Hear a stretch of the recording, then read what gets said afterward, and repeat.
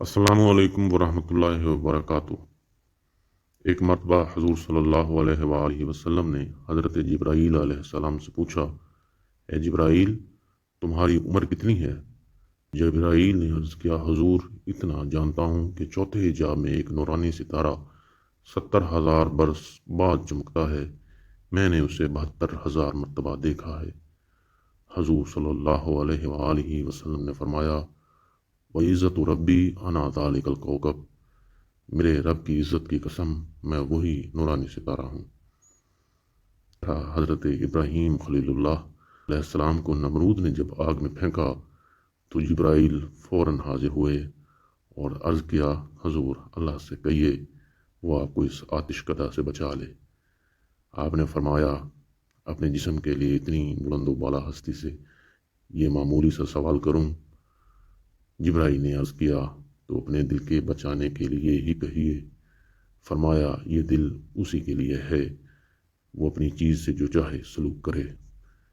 جبرائیل نے عرض کیا، حضور، اتنی تیز آگ ہے، آپ ڈرتے کیوں نہیں؟ فرمایا، اے جبرائیل، یہ آگ کس نے جلائی؟ جبرائیل نے جواب دیا، نمرود نے۔ فرمایا، اور نمرود کے دل میں یہ بات کس نے ڈالی؟ جبرائیل نے جواب دیا، رب جلیل نے۔ خلیل نے فرمایا، تو پھر ادھر حکم جلیل ہے تو ادھر رضائے خلیل ہے۔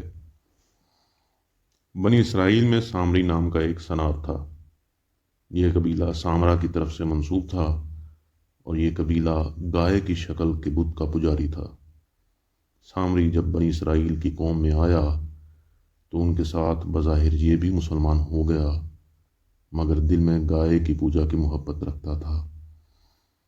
چنانچہ بنی اسرائیل نے ایک بت پرست قوم کو دیکھ کر حضرت موسیٰ علیہ السلام سے اپنے لیے بھی ایک بت کی طرح کا خدا بنانے کی درخواست کی، تو حضرت موسیٰ علیہ السلام اس بات پر ناراض ہوئے۔ سامری موقع کی تلاش میں رہنے لگا۔ چنانچہ حضرت موسیٰ علیہ السلام جب تورات لانے کے لیے کوہ طور پر گئے تو موقع پا کر سامری نے بہت سا زیور پگھلا کر سونا جمع کیا اور اس سے ایک گائے کا بت تیار کیا، اور پھر اس نے کچھ خاک اس گائے کے بت میں ڈالی تو وہ گائے کے بچھڑے کی طرح بولنے لگا، اس میں جان پیدا ہو گئی۔ سامری نے بنی اسرائیل میں اس بچھڑے کی پوجا شروع کروا دی اور بنی اسرائیل اس بچھڑے کی پجاری بن گئے۔ حضرت موسیٰ علیہ السلام جب کوہ طور سے واپس تشریف لائے تو قوم کا یہ حال دیکھ کر بہت غصے میں آ گئے اور سامری سے پوچھا، یہ تم نے کیا کیا؟ سامری نے بتایا کہ میں نے دریا سے پار ہوتے وقت جبرائیل علیہ السلام کو گھوڑے پر سوار ہوتے دیکھا تھا۔ جبرائیل کے گھوڑے کے قدم جس جگہ پر پڑتے تھے وہاں سبزہ اگ آتا ہے۔ میں نے اس گھوڑے کے قدم کی جگہ سے کچھ خاک اٹھائی اور وہ خاک میں نے بچڑے کے بت میں ڈال دی تو یہ زندہ ہو گیا، اور مجھے یہی بات اچھی لگی، میں نے جو کچھ کیا اچھا کیا۔ حضرت موسیٰ علیہ السلام نے فرمایا، اچھا، جادو دور ہو جا۔ اب اس دنیا میں تیری سزا یہ ہے کہ تو ہر ایک سے کہے گا مجھے چھونا نہ، یعنی تیرا یہ حال ہو جائے گا، جو کوئی اس سے چھو جاتا تو اس چھونے والے کو اور سامری کو سخت بخار ہوتا اور انہیں بڑی تکلیف ہوتی۔ اس لیے سامری چیخ چیخ کر لوگوں سے کہتا پھرتا کہ میرے ساتھ کوئی نہ لگے، اور لوگ بھی اس سے اجتناب کرتے تاکہ اس سے لگ کے بخار میں مبتلا نہ ہوں۔ اس دنیا کے عذاب میں گرفتار ہو کر سامری بالکل تنہا رہ گیا اور جنگل میں چلا گیا اور بڑا ذلیل ہو کے مرا۔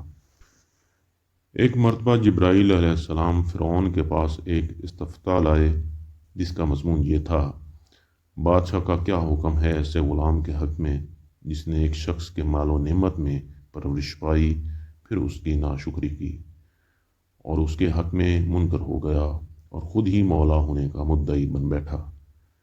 اس پر فرعون نے یہ جواب لکھا کہ جو نمک حرام غلام اپنے آقا کی نعمتوں سے پل کر آقا کا انکار کر دے اور اس کے مقابل خود ہی آقا بن بیٹھے، اس کی سزا یہ ہے اسے دریا میں ڈبو کر ہلاک کر دیا جائے۔ چنانچہ فرعون جب خدا کی گرفت میں آ کر خود دریا میں ڈوبنے لگا تو حضرت جبرائیل علیہ السلام نے اس کا وہی فتویٰ اس کے سامنے کر دیا۔ فرعون اپنا ہی فتویٰ دیکھ کر گھبرا گیا اور اپنے ہی فتویٰ کے مطابق غرق ہو گیا۔